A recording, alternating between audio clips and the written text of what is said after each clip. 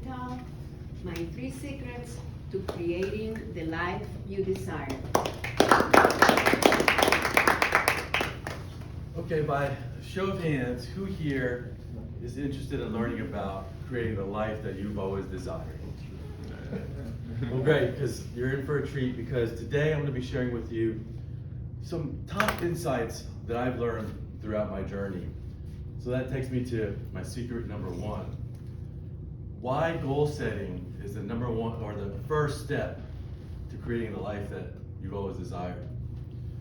So when I was about 12 years old, I'm originally from Houston, but when I was 12 years old, I moved to Tampa. When my dad got a job in Tampa, Florida, so myself, my stepmom, and my stepsister, we made the journey over there. And as you can imagine, it's terrifying going to a new place, a new city. I'm sure some of you have experienced that before. There's a lot of uncertainty, a lot of unknowns, new school, new friends, new people, and that was just extremely terrifying for me. But what I found was playing sports was where I could find my happy place, where it would help me cope with the situation that I was going through at the time. And it would also help me meet new people and get out and expose myself to others in the community. But unfortunately, what I found out was I just wasn't very good at playing sports. And that just crushed my confidence. So I ended up joining the 7th grade basketball team. I played football and I played basketball, and I sat the bench for 2 years, which I wasn't very happy about. However, in my 9th grade year though, when I joined the varsity football team, I had a coach that was the first person to ever expose me to goal setting. And what he had me do, we had the whole team do, was print out a card. We laminated, but before we laminated the card, we would write down some short-term goals and some long-term goals. Some of my goals were to make all-district player, all-conference player, also to play college football was one of my big goals, and some other things like strength training and things, those sort of things. And what I found was when you got really clear and concise on what it is that you wanted to do, it really opened up a lot of doors, because you're super focused and you really have clarity on where it is that you wanted to go. So I actually ended up playing college at UCF in Orlando, and that was my main goal that I wanted to hit, so I was very excited about that. But really what I learned, as I mentioned a second ago, was clarity and focus is really why goal setting works. So I went to play football at UCF, and I graduated in 4 years. It was 2004, and at that point in my life, I had a real desire to get into commercial real estate. And I had a friend of my dad, actually, he was a shopping center owner, and he said that the best way to get into commercial real estate was to get into the brokerage side of things.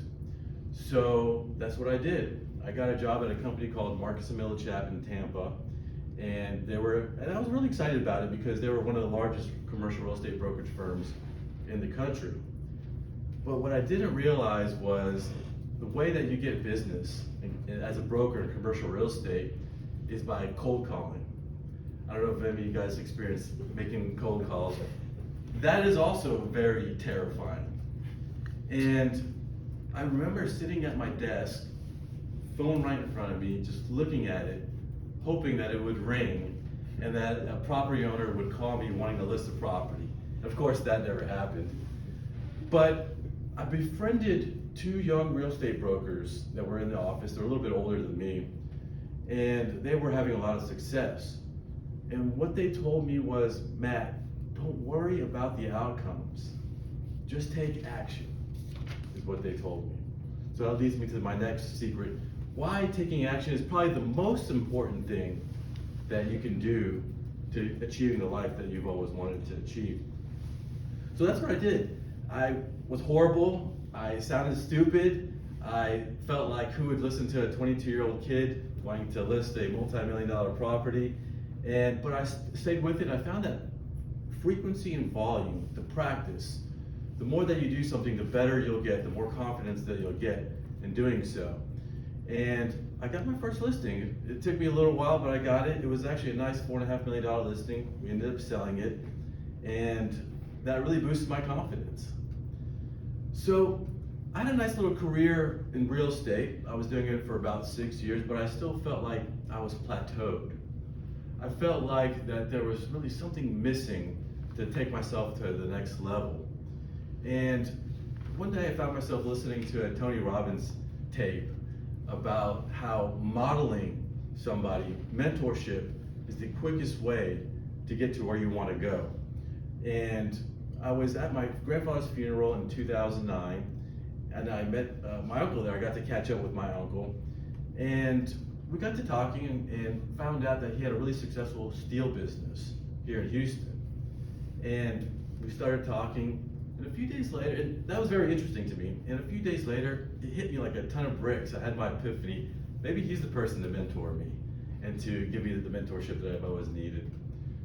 It took me 6 months to convince him to give me an opportunity, and he eventually did. So I ended up moving back here to Houston.